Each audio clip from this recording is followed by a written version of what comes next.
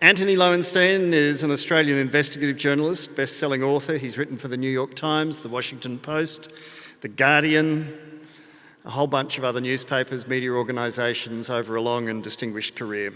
The book Pills, Powder and Smoke is a first-hand account of his travels around the world to various hotspots, his first-hand research, his investigation of murders, corruption, skullduggery and drug use and sale all around the world. He argues for a different approach on the so-called war on drugs, and I ask you to welcome him to the lectern this evening.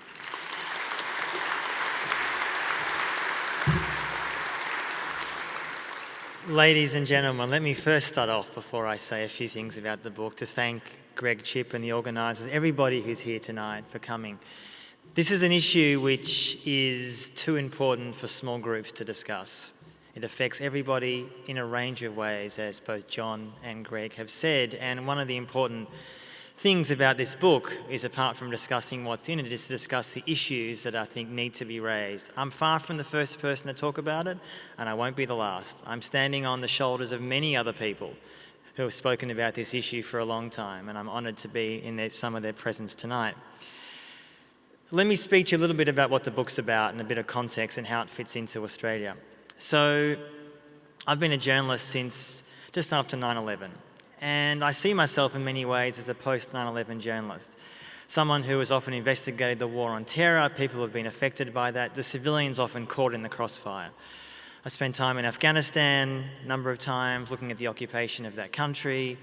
I'm living currently in Jerusalem, and I've spent years investigating the occupation of Palestine by Israel. But one of the issues I had not looked into for a range of reasons was the drug war. And when I spoke to people about this about 5 years ago, and I started researching the book about then, people would say to me either, well, isn't that just happening, the drug war in Mexico, and aren't US states legalising marijuana, so isn't the drug war kind of winding down, or wasn't even talked about or thought about?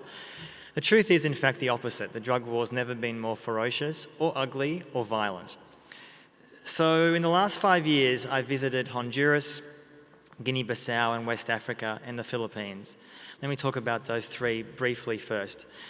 Honduras, of course, is a neighbour of the US, and for those who don't know, it is where the vast majority of cocaine is going into America from Venezuela and Colombia. The effect of that is a country which is falling apart. It is a broken society. It's a failed state. It's a narco state. I spoke to people who would say to me that if you want to start a business there, everything from a stall on the side of the road to a shop, you have to pay something called a war tax, which is essentially something to 1 gang, 2 gangs, 3 gangs, 4 gangs. That's just to get by. And if you don't, you'll be shot dead. And drug use is so profoundly important to the reality of that country that it's why so many Hondurans are fleeing to the US. You may have read, as everybody has, about the migrant caravans trying to enter the US. And many of those people are coming from Honduras. They're fleeing apocalyptic violence. And I remember a woman that I spoke to in the north of the country. She had suffered the loss of her son. She had seen her son being murdered in front of her. A number of years ago, in 2014, there was a DEA, the US government arm that enforces the drug war, was on a raid in northern Honduras, and it went horribly wrong, although they never acknowledged that. 4 people were killed, including her son. And I was speaking to her, she was crying. It was a very difficult interview and meeting. And this is one story amongst many, and I mention it because for many people this is a story that we often don't hear, but more importantly, it's one part of many on a massive global supply chain that often ends up with cocaine, say, in Australia. And I'll get to some of those issues a little bit later. I also went to Guinea-Bissau, a country that virtually no one's heard of, in West Africa, which is a former Portuguese colony. And the majority of cocaine going into Europe from South America goes via that country. And although it doesn't suffer the apocalyptic violence that Honduras does, it is certainly, as the UN calls it, a narco state. And because cocaine remains illegal and prohibited, it allows criminal drug cartels to essentially destroy country after country after country. And I wondered how many people using cocaine in Europe, in London, think about where their drugs actually are coming from. And the last place I went to on this part of the journey was the Philippines. Many of you will be well aware of what's happening there. Duterte, the president's been in power for 2.5 years.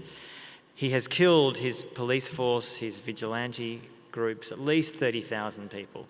These are low-level drug users. It's not about winning a drug war. And I spoke to some of the key people fighting that war, the head of the Philippine Drug Agency, and he said, yes, our vision is to end all drug use, illegal drug use, in the Philippines. I mean, it's an insane, arguably genocidal policy. A, it's an impossibility, but secondly, it's immoral. What exactly are you trying to achieve here? Are you trying to achieve the death of every single poor person in the Philippines?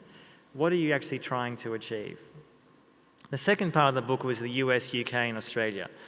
The reality of what the drug war means in these Western countries, including our own.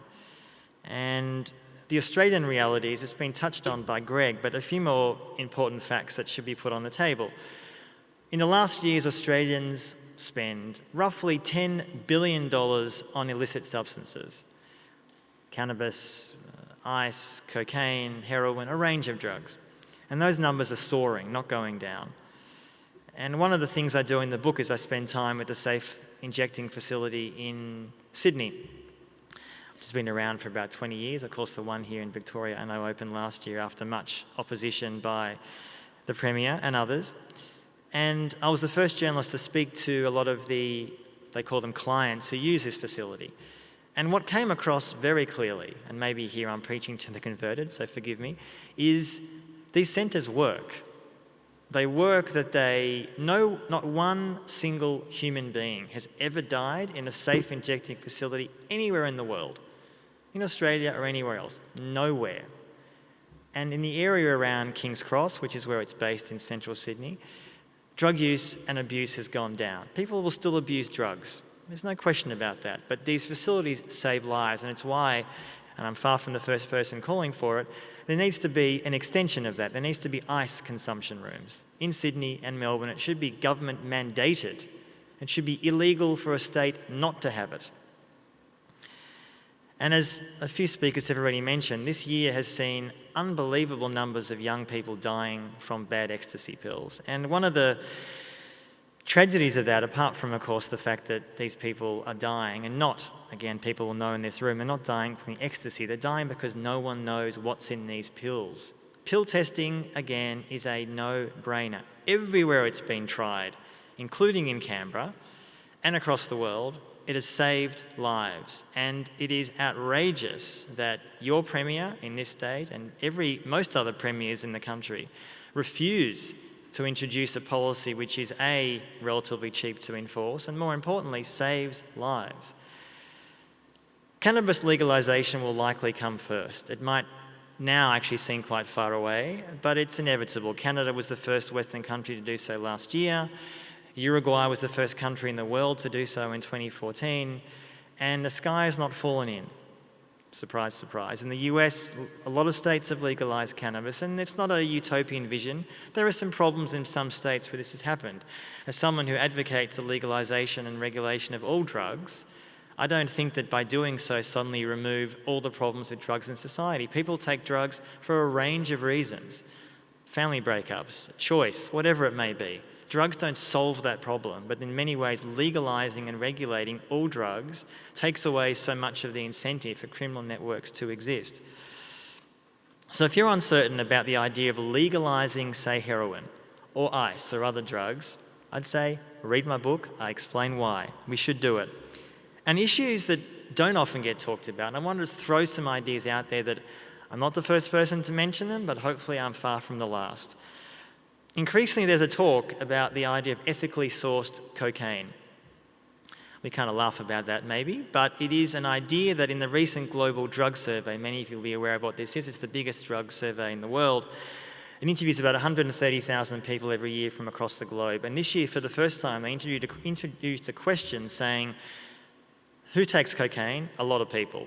Would you pay more for ethically sourced cocaine? Yes. How much more would you pay? 25% more. And the reason I mention that is that when someone like myself and others go to places like Honduras and West Africa, and we see the absolutely horrific human toll of what an illegal drug market creates in places that virtually nobody goes. It makes sense. If we're interested in fair trade and free-range food and other health issues, why not ethically sourced cocaine? Call it fair trade cocaine. I think it's a nice idea, and I would like our Prime Minister to do it tomorrow. So thank you, Scott Morrison, for the great advice. Another idea which I've been talking about is an introduction. I was speaking to Fiona about this, in fact, before, and I'm hoping it might become policy. Hint, hint. A ministry for happiness in every state and federal government. Now, what does that mean? In the UK, there's a ministry for loneliness, which has been introduced in the last years by the Tories, who ironically caused so much of those problems in the first place. So, putting that issue aside, but nonetheless, it is an important realisation that loneliness and depression are profoundly affecting our societies, and Australia is not immune to that. So a Minister for Happiness would A, investigate why this is happening, but more importantly, understand that drugs can play, for some people, an important way in increasing happiness. I'm talking about the use potentially of ecstasy or LSD or magic mushrooms or even cannabis to deal with issues of depression or addiction or end-of-life traumas. The evidence for this is overwhelming. Studies have shown this. Just this week, Johns Hopkins University in the US is announced the opening of the world's biggest psychedelic facility to investigate the growing use of such drugs. They remain illegal in the US as well and here, but I can assure you within 5 or 10 years you may go to a doctor and rather than asking to get an antidepressant, which works for some people, but for many it doesn't, you may be asked if you want to go to a session with a therapist to use psychedelic drugs, which may well help you feel much better about yourself and the world. So how do we achieve this? In conclusion, as every speaker will say tonight, politicians are notoriously gutless when it comes to this issue.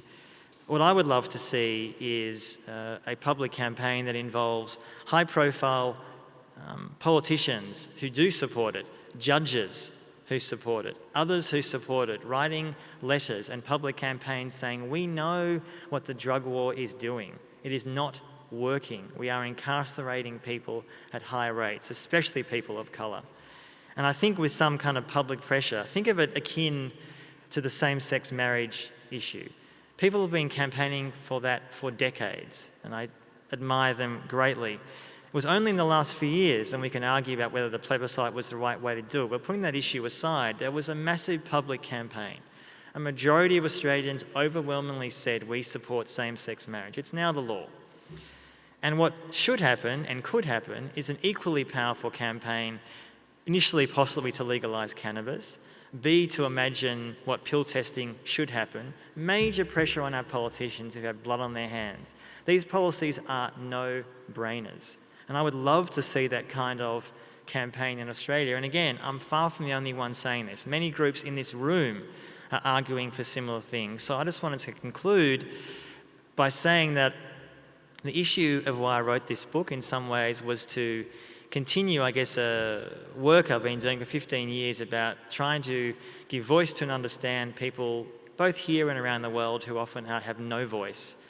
And it seems the least we can all do is listen and take that on board. Thank you so much.